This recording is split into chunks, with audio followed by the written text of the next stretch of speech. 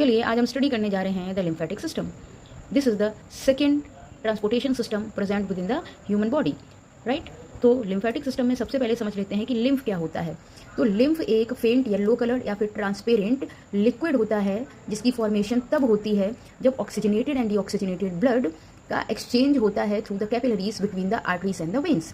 जब oxygenated blood supply किया जाता है किसी भी ऑर्गन को, उस टाइम पर आर्टरीज ब्रांच आउट हो जाती हैं थिनेस्ट ब्लड वेसल्स में, जिन्हें कैपिलरीज कहते हैं।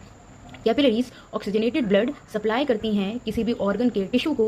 जब ये सप्लाई कर रही होती हैं उस टाइम कैपिलरीज के वॉल से ब्लड में प्रेजेंट ग्लूकोज, प्रोटीन, WBC और एंटीबॉडीज बाहर के एरिया में या एक्स्ट्रा सेलुलर जो एरिया या स्पेस है उसमें सीक्रेट हो जाता है या चला जाता है, राइट।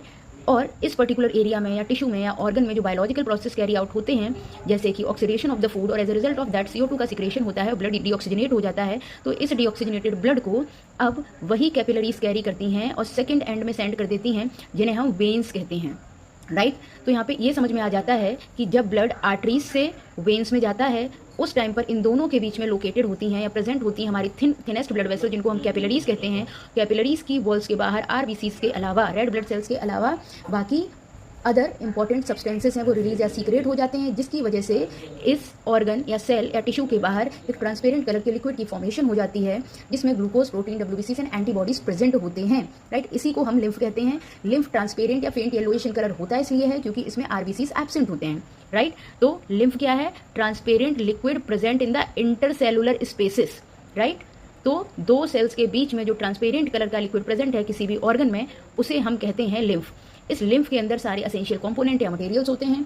इस लिम्फ को कैरी करने वाली जो वेसल होती है उसको हम लिम्फ वेसल कहते हैं, राइट, या और कैपिलरी को हम लिम्फ कैपिलरी कहते हैं।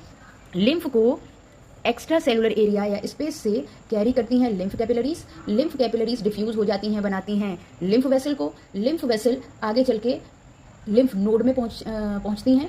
लिम्फ नोड ऐसे एरियाज होते हैं जहां पर हमारे जो WBCs होते हैं या हम कह सकते हैं जो लिम्फोसाइट्स होते हैं वो हाईली एक्टिव होते हैं, राइट। ये पैथोजेंस को किल कर देते हैं। उसके बाद ये लिम्फ हमारा ट्रांसपोर्ट कर दिया जाता है हार्ट को with the help of the subclavian vein, right. और क्योंकि लिम्फ के अंदर इंपॉर्टेंट कंपोनेंट होते हैं इस वजह से ये हमारी बॉडी के लिए हाईली इंपॉर्टेंट होता है।